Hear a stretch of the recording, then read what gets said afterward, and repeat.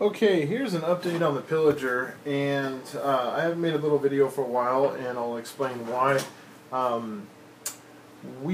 I was working on the Pillager, and I made a couple of videos, as you guys that have been following have noticed, or seen and commented on, so thank you for commenting. And a customer of mine who's previously bought other blades from me called up and said that they had to have this blade. And we talked for a while and figured out a deal.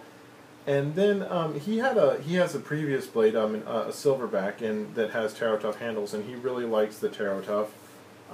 But he wanted to go with some other kind of handle. So we talked about the options of wood and everything. But for this type of piece and for its theme and for its aesthetics and everything, we both really agreed that something bone, antler, some organic material with some natural texture, as long as with natural texture and finished up properly, would be a really good choice. So the challenge, though, is that these scales out of Taro Tough, making these, because I have, here's a big chunk of Taro Tough. This is 3/8 Taro Tough, and the plate here is 1/2 inch. But everything's flat. I have 90-degree corners to work with, symmetry and all that stuff. So making a set of scales out of this are a lot easier and stuff. I didn't have anything on hand that would be able to make a set of scales like this. I didn't have wood or antler that was going to work out. One of the other things is that because I like having these pieces here for providing some I don't know, cushion and ease of use for your fingers and everything, by distributing the force here, I couldn't find a piece that would work. So I got a hold of Mark up in Alaska. He's got a company up there. You guys can see his brochure here, and he's on blade forms quite a bit, and he sells a lot of ivory and antler and bone and Usyk and just some really nice handle materials and everything.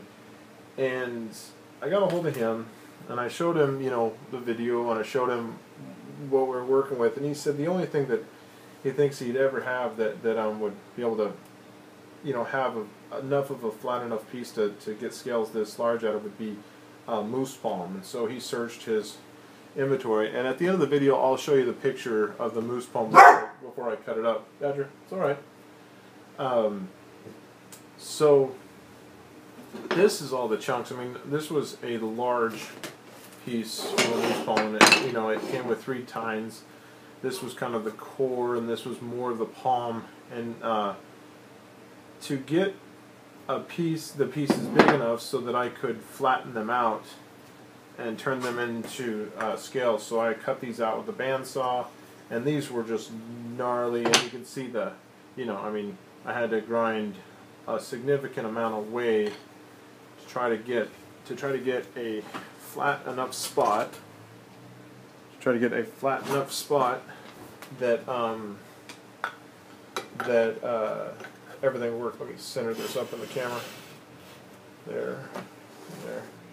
So you can see these. Right, so cut a thing up, getting things so that I can make flat enough pieces so that when I work them and pin them and everything, everything will fit up just right. So that's where we're at right now, and it'll be interesting to see what this piece looks like with these finished scales and everything. We've got a few challenges now that we've got these irregular surfaces and drilling all the holes. I have a couple techniques for that allow me to drill 90 perpendicular holes to an irregular surface. And trying to think what else. That's the update on the Pillager right now. Alright, thanks for watching.